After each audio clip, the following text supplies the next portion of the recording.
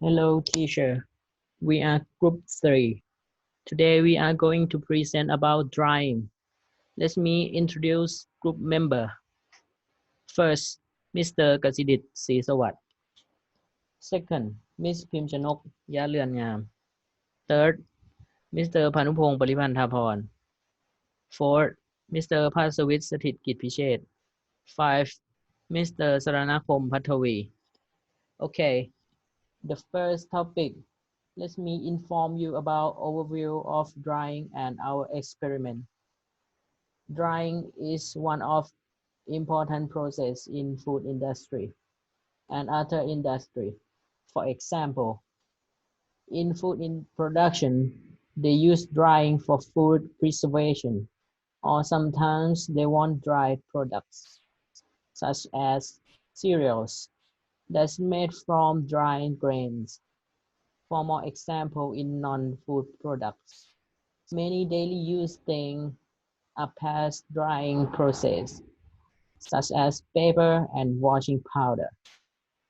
For the same reason, we are doing this experiment. In this experiment, we focus on drying rate of potato and pumpkin into different experimental conditions by using same tray dryer. For more detail, other group members will present later. Okay, now I will pass the presentation to Mr. Kasidit Sisawat. Thank you. What's drying? Drying is a process of removal of water in the or solvent in the material, whether the material be a solid, a semi-solid, or liquid. Solid, for example, fruit, vegetable. Semi-solid, for example, gel, cream, or sludge. Liquid, for example, salt water or milk. This study is focused on a tray dryer. A tray dryer considers three important parts, which is a fan to intaking the air, a heater to heat the air, and a tray to place the material we want to dry. Next is the drying mechanism.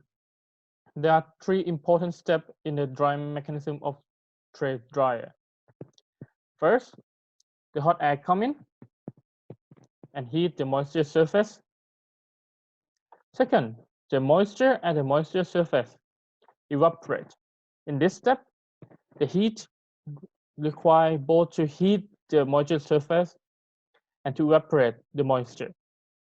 But after a while, the temperature at the moisture surface will be equal as the temperature of the hot air. Then the only energy required in this step is to evaporate. So the drying rate curve will increase at the first, then stay constant when the temperature of both air and the surface is equal. Then the air that absorbs the evaporated moisture will go over the tray. Next, I will pass you to my friend Thanakom on the methodology. Thank you. Okay, this chapter will explain about experimental methodology. 1.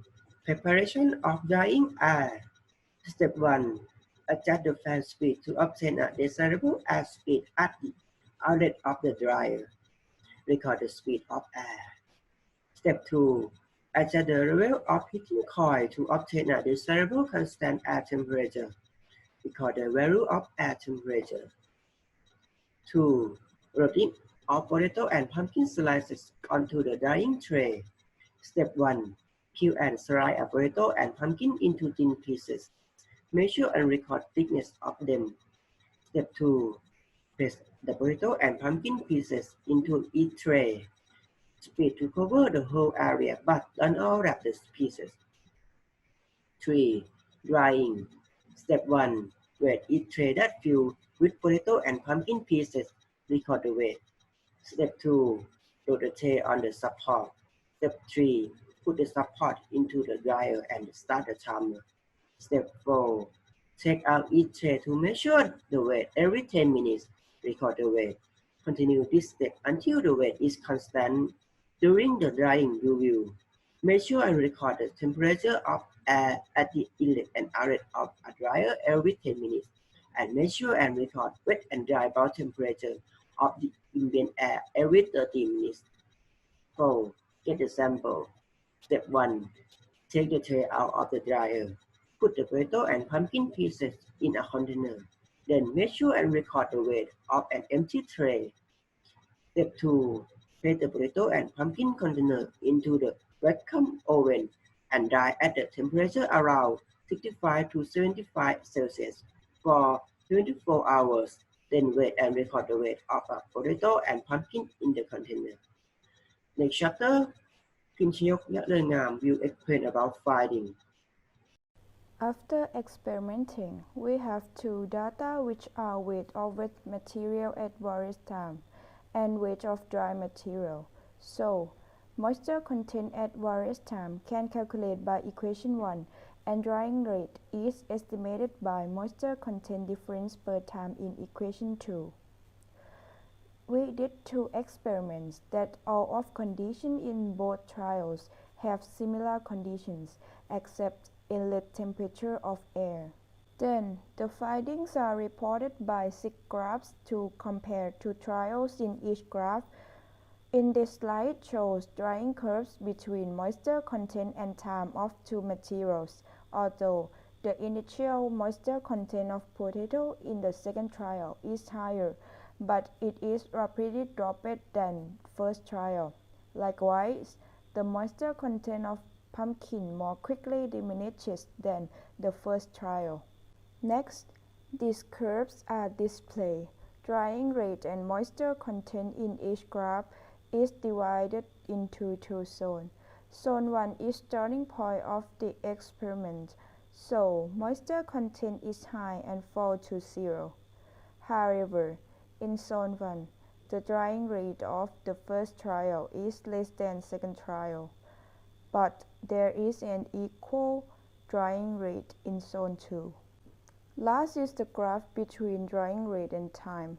The drying rate of the second trial is promptly declined in 30 minutes, whereas the drying rate of the first trial is slowly fallen.